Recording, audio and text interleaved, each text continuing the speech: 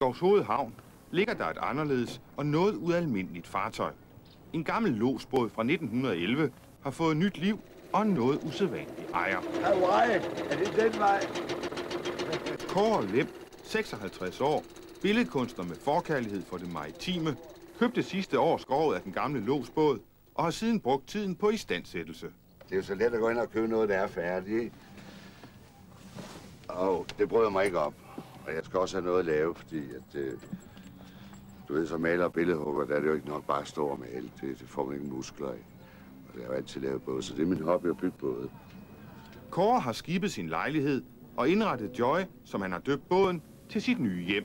Her har jeg et lille bord, for jeg tegner tit, og så skal jeg have et lille sted, hvor jeg kan sidde og tegne, hvor det er fast, der ikke falder ned.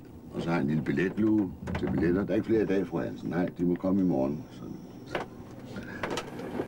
Så er der en dejlig køje her.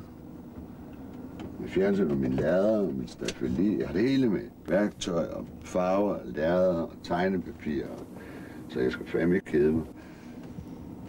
Livsstil, det er jo, når man arbejder hen på at leve på en drømmetilværelse, som man gerne vil. Det økonomien mangler altid.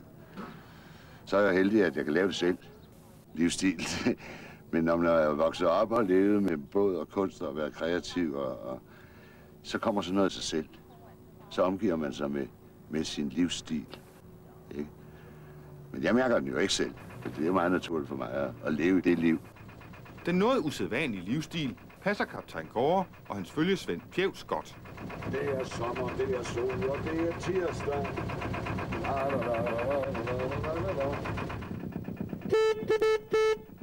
Den usædvanlige båd tiltrækker sig mere end almindelig interesse i Skovshoved, og det er Kåre slet ikke ked af.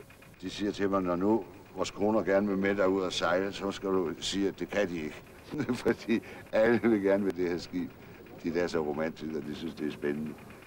Selvom det er dejligt at være en attraktion i Skovshoved, og solen skinner på Øresund, så skal den gamle lodsbåd snart ud på en lang rejse. Nu skal jeg ned gennem kanalerne ned til Middelhavet her om måneden. Gennem Lübeck-kanalen og hele vejen ned. Det var en livsdrøm. Så nu går den i opfyldelse. Nu har jeg alderen, når jeg har hunden og båden. Kvinder har jeg haft nok af, men nu har jeg fundet den hund, jeg godt ud.